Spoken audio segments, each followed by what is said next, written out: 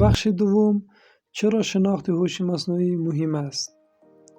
چون دنیا تغییر کرده، قبلا کسانی که کامپیوتر بلد نبود عقب می‌ماند.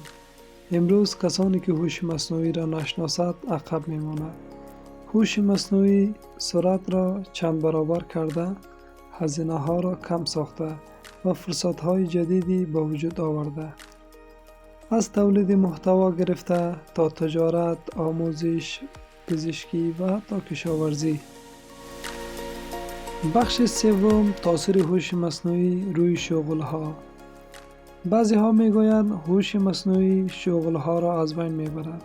اما حقیقت این است هوش مصنوعی شغل‌ها را تغییر می دهد. کسانی که بلد باشد با AI کار کند قوی‌تر می شود، درآمدش بیشتر و از دیگران جلو می افتد.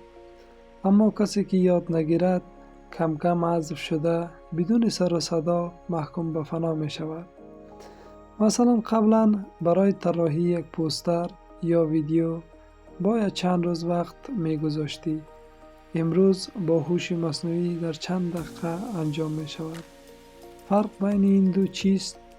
بله، دانش است. بخش چهارم، هوش مصنوعی تهدید است یا فرصت؟ هوش مصنوعی نه خوب است نه هم بد.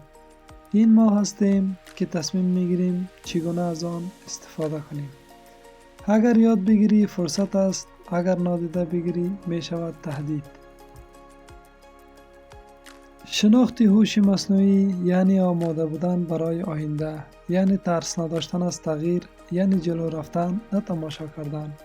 دنیا منتظر ما نمیماند، پس بهتر است ما خودمان را آماده کنیم.